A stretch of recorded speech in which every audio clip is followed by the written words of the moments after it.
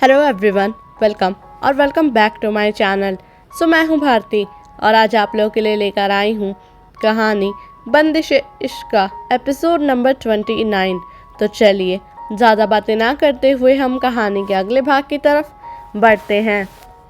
रेखा जी ने उस औरत की तरफ देखते हुए कहा, और छोटी ठकरानी सा वाली बात तो छोड़िए, आप जानती हैं ना कि ये किस खानदान की बेटी है।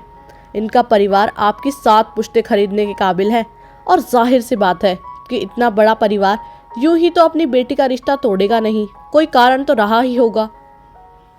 पूरे हॉल में इस वक्त शांति छाई हुई थी। मितेश बिजनोरिया गुस्से में लाल पीला हो रहा था। रेखा जी ने आगे कहना जारी रखा, हम तो खुद को बहुत खुशनसीब मानते हैं कि ऐसी सर्वगुण संपन्न बहू हमारे घर आई है। फिर उन्होंने समृद्धि जी की तरफ देखते हुए कहा, क्यों समृद्धि बाई सा, ठीक कहा ना? समृद्धि जी ने मुस्कुराते हुए कहा। तभी रेखा जी ने उस औरत की तरफ देखते हुए कहा, आप रुकिएगा ज़रूर, रस्म पूरी होने के बाद हलवा खाकर ही जाइएगा।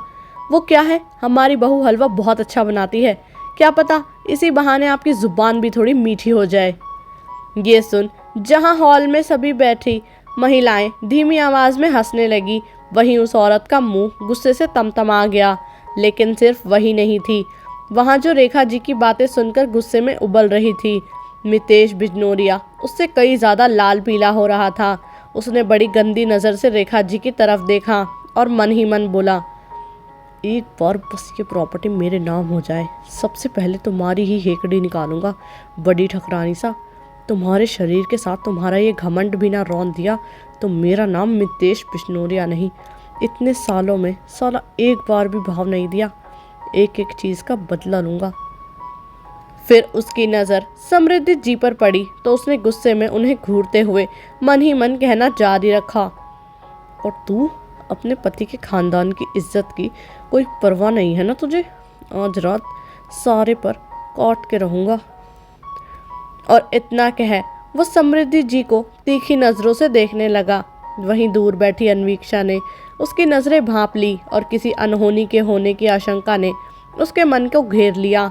उसने परेशान नज़रों से मृगांका की तरफ देखा तो उसने अपनी पलकें झपकाकर उसे आश्वासन दिया। तभी रेखा जी ने कहा, चलिए अब बाकी की रस्में पूरी करते हैं। और उनके इतना कहते ही सबकी नज़रें उन पर चली गई। फिर बाकी की औरतों ने अन्वीक्षा की मुंह दिखाई की रस्म पूरी की। रस्म पूरी होने के बाद हृदयान उठता हुआ बोला, मासा अब हम निकल रहे हैं और अब आप हमें रोकिएगा मत, हम पहले ही काफ़ी लेट हो चुके हैं। समृद्धि जी उसकी बात सुन उसके पास आते हुए बोली, तो आपको हम सब ने रोका कब, जाइए। रेखा जी ने उनकी बात पूरी करते हुए कहा, और रात से पहले वापस मत आइएगा। ये सुन हृदयान थोड़े आश्चर्य में बोला, क्यों? इस पर उन औरतों में से एक बोली, हाँ हाँ बताइए तो क्यों? अब आप इतनी देर नई नवेली बीवी से दूर रहना चाहती हैं? ये सुन सभी औरतें हंसती तो हृदयान इरिटेट होते हुए बोला, ये आप लोग क्या बात बात को दूसरी दिशा में लेकर जा रही हैं? और इतना कहते हुए वो जाने ही लगा कि एकदम से अन्वीक्षा भी उसके पीछे खड़ी हो गई। हृदयान ने उसकी तरफ देखते हुए कहा, अब आपको क्या चाहिए? तो अन्वीक्षा ने उसके हाथ की तरफ इशारा किया। जब हृदयान ने अपने हाथ की तरफ देखा तो उसका ध्यान अपनी घड़ी पर गया जो अन्वीक्षा की चुनरी में अटक गई थी। अन्वीक्षा ने बड़ी ही संजीदगी से अपनी चुनरी को हृदयान की घड़ी से अलग किया।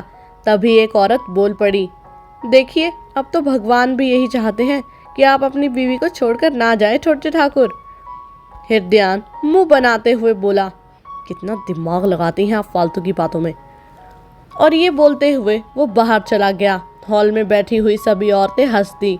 फिर रेखा जी ने वहाँ खड़े सभी आदमियों की तरफ देखकर कहा, अब जितनी रस्में हैं उनमें मर्दों का आना वर्जित है, तो आप सब हमारा आग्रह स्वीकार कर महल के बाहरी हिस्से में जाने की कृपा करें। उनकी ये बात सुन सभी आदमी महल से बाहर चले गए। फिर समृद्धि जी अन्वीक्षा के पास आती हुई बोली, चलिए छोटी ठकरानी सा, हमें भी आपका नृत्य देखने का शुभ अवसर प्रदान कीजिए। अन्वीक्षा ने रेखा जी की तरफ देखा तो उन्होंने मुस्कुराते हुए कहा, ये रस्म होती है बेटा, नई बहू घर की औरतों के सामने घूमर करती हैं, एक तरह से उनका सम्मान करना मान लो। ये सुन अन्वीक्षा मुस्कुराती हुई खड़ी हुई और उसने अपना घूंघट अच्छे से लिया। फिर वो हॉल के बीचों बीच गई और उसने अपने सामने बैठी औरतों की तरफ देखकर दूर से प्रणाम कर घूमर स्टार्ट किया। गीत के हर बोल के साथ अन्वीक्षा एकदम लय में थिरक रही थी।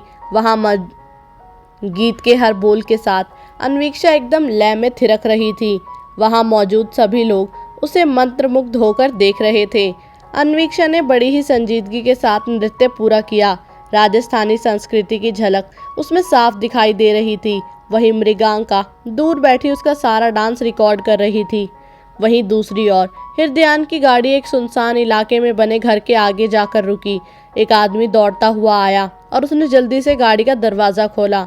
हृदयान गाड़ी से उतरकर तेजी से अंदर की तरफ चला गया और एक कमरे में पहुंचते ही उसके चेहरे पर एक अजीब सी मुस्कान आ गई। अपनी आखिरी सांसें गिनना शुरू कर दो बिजनौरिया। अब हृदयान ठाकुर के हाथों में तुम्हारी जान है, जिसे कोई नहीं बचा सकता।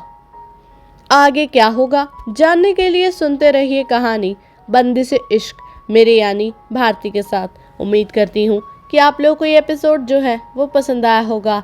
अगर आप लोगों को ये एपिसोड पसंद आया तो वीडियो को लाइक करना, चैनल को सब्सक्राइब करना बिल्कुल भी ना भूलिएगा। बाकी जब तक नेक्स्ट एपिसोड आता है तब तक के लिए बाय एंड टेक केयर।